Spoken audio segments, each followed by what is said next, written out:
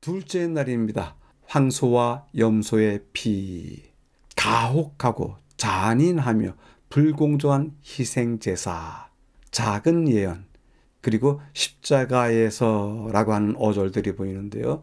이 세 어절들을 모아서 본문과 더불어서 확인해 보면 불공정한 희생, 그것이 짐승 제물의 희생처럼 예수님의 희생이기도 했다. 그 희생이 예표가 되어서 십자가에서 하나님의 약속이 성취되었다 가리키고 있습니다. 확인해 보도록 하겠습니다. 어떤 사람들은 희생제사라는 개념 자체가 잔인하고 가혹하고 한편으로는 불공정한 것이라고 주장하면서 비판을 합니다. 그런데 바로 그러한 비판이 정확한 핵심입니다. 그리스도의 죽음은 잔인하고 가혹하고 죄 없는 분이 죄인을 위해 죽는 불공정한 것이었습니다. 그것이 바로 죄의 문제를 해결하기 위해서 필요했던 것입니다. 바로 이 모든 가혹하고 잔인하고 불공정한 희생제도가 가리키는 것이 그리스도의 희생입니다. 중간 부분에 히브리서 10장을 읽으라고 하는데요.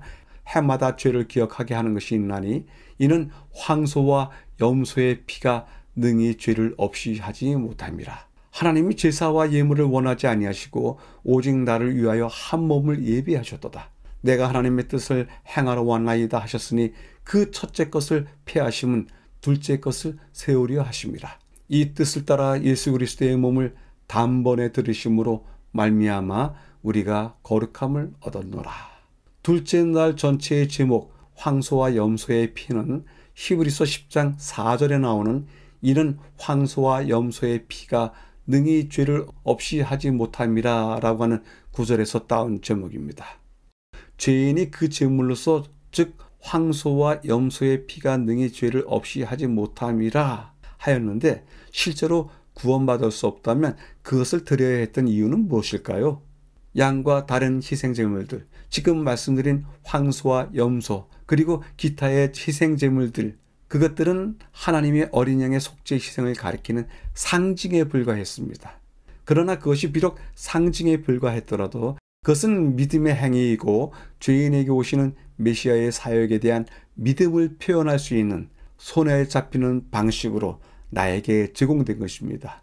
우리는 이러한 종류의 상징을 예표라고 부르는데 이는 예표에 의해서 성취되거나 그것이 예고한 사물이나 사건이 이루어질 것을 말하고 있습니다.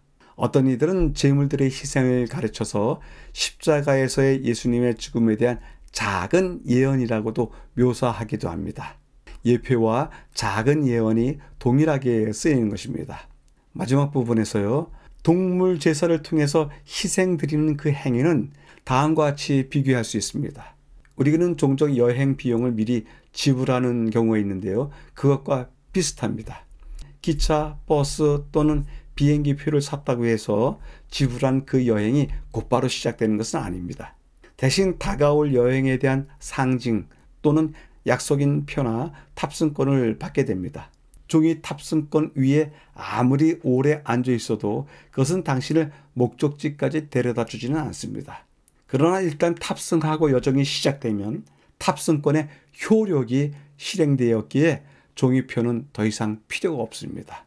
짐승의 희생도 마찬가지입니다. 그것은 중요한 역할을 했지만 참 제사가 드려진 이후에는 무의미해졌습니다. 예수님의 죽음으로 성소와 지성소 사이의 휘정이 찢어졌고 그 실체가 선명하게 드러난 것입니다. 이에 성소 휘장이 위로부터 아래까지 찢어져 들이대니라 라고 말씀하셨는데요. 성소와 그 모든 제사와 제도는 십자가에서의 예수님의 죽으심을 통해서 다 완성이 되었고 성취가 된 것입니다. 예수님께서 십자가에서 약속을 성취하시고 죽음을 이기시고 부활하신 후에 예표는 더 이상 필요 없게 되었습니다. 교훈은 다음과 같이 이야기합니다. 그는 죽임을 당한 어린 양으로 상징된 그리스도를 인정하려 하지 않았다. 그에게 있어서 짐승의 피는 아무런 가치도 없는 것이었다.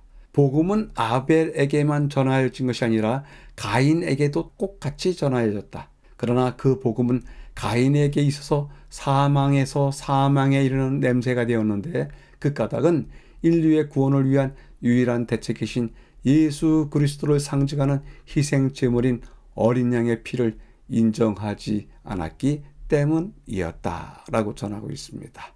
둘째 날을 요약해 보겠습니다. 황소와 염소의 피인데요. 다른 주제는 제물, 죄를 사하지는 못하지만 믿음의 행위였다라고 하는 것을 이야기해 주는데요.